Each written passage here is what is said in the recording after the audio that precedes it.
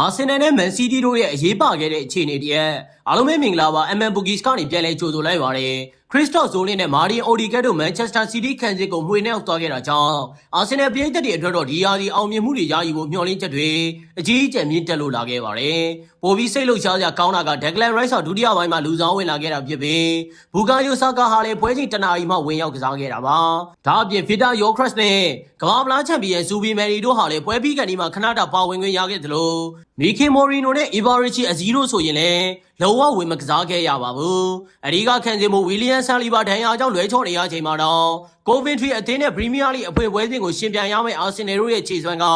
ပရိသတ်တွေရဲ့မျှော်လင့်ချက်တွေကိုအမြင့်ဆုံးဆွဲတင်ပေးလိုက်တာပဲဖြစ်ပါတယ်တခြားတစ်ဖက်မှာတော့ကာဒစ်မြို့ကပွဲစဉ်အပြီးအသင်းရဲ့ပရိသတ်တွေဟာခံစစ်ပိုင်းတုံ့ပြန်မှုနှေးကွေးလွန်းတာကြောင့်စိုးရိမ်နေကြပေမဲ့မန်စီးတီးအနေနဲ့တော့တောကရောက်နေဖို့မလိုသေးပါဘူး။နီးပြပက်ကွာဒီယိုလာထွက်ခွာသွားပြီးနောက်အသင်းကိုတာဝန်ယူထားတဲ့နီးပြအန်ဇိုမာရက်စ်ကအတွက်သူ့ရဲ့နီးပြဟာအိုင်ဒီယာတွေကိုကစားသမားတွေစီစိတ်ဝင်အောင်လှုပ်ဆောင်ဖို့အချိန်အနည်းငယ်လိုပါသေးတယ်။ဒါအပြင်ဘာနာဒိုဆေးဝါနဲ့ဂျွန်စတုန်းတို့လိုဝါရင်ကစားသမားတွေမရှိတော့တာမို့ဥဆောင်မှုပိုင်းမှာလည်းလိုအပ်ချက်အချို့ရှိနေခဲ့ပါတယ်။အီလီယာအန်ဒါစီရဲ့ပွဲထွက်ကစားဟန်အာလင်ဟာလဲရဲ့53မိနစ်စာကြန့်ခိုင်မှုနဲ့မာကူဟီ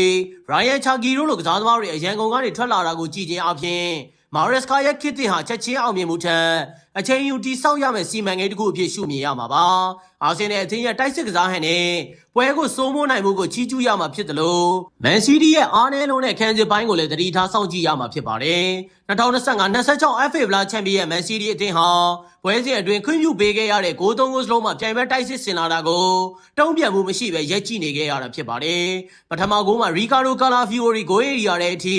လွတ်လွတ်လပ်လပ်ကြီးပြေးဝင်လာတာကိုယော့စကိုကဘာဒီယောနဲ့ရူဘင်ဒီယက်စ်တို့လုံးဝသတိမထားမိခဲ့ကြပါဘူး။ဒုတိယဂိုးမှာလည်းမန်စီးတီးရဲ့ဘဲတောင်မန်ခံစစ်တစ်ခုလုံးဟာအိုဒီကက်ကိုတားဆီးဖို့မကြိုးစားပဲရက်ကြည့်နေခဲ့တာကြောင့်ဇိုးလစ်ထန်ဘောလုံးအရောက်ပေးပို့နိုင်ခဲ့တာလည်းဖြစ်ပါတယ်။တတိယမြောက်ဂိုးမှာဆိုရင်လည်းမြန်နှုံးမြင့်ကစားသမားတစ်ယောက်ဖြစ်တဲ့ကူဆာတို့ဟာ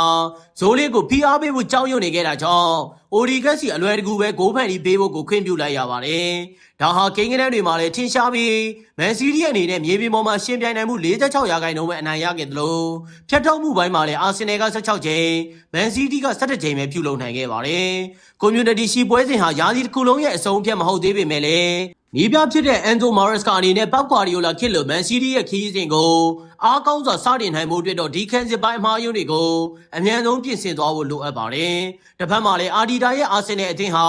ဂျာဒီတင်မစခင်မှာအရာအားလုံးအဆင်သင့်ဖြစ်နေပြီဆိုတာကိုပြိုင်ဘက်အသင်းတွေစီအတိပေးလိုက်ပြန်ပါတယ်။အရန်ကုန်ဘော်ကကျဲပွင့်တွေဒဏ်ရာကြောင့်လွဲချော်နေရတဲ့အဓိကကစားသမားတွေပြန်လည်ပါဝင်လာခဲ့ရင်ဒီထက်ပိုမိုတောင့်တင်းတဲ့အာဆင်နယ်ကိုမြင်တွေ့ရတော့မှာဖြစ်ပါတယ်။အာဆင်နယ်တို့ဟာဒီယာဒီမှာပရီးမီးယားလိချန်ပီယံဆုတင်တာမကပဲရရှိနိုင်လောက်တဲ့ဖလားအားလုံးကိုစိန်ခေါ်သိမ်းပိုက်ဖို့အတွက်အဆင်သင့်ဖြစ်နေပြီဆိုတာငြင်းခွဲကြမရှိတော့ပါဘူး။ဒီလိုအရသာရှိတဲ့သုံးသက်ချက်တွေကိုအမြဲတမ်းဆင်နိုင်ဖို့ MM Bookies ကို like and follow လုပ်ထားပေးဖို့ပြောကြားရင်းအဆုံးသတ်ပါရစေ။ကျေးဇူးတင်ပါတယ်။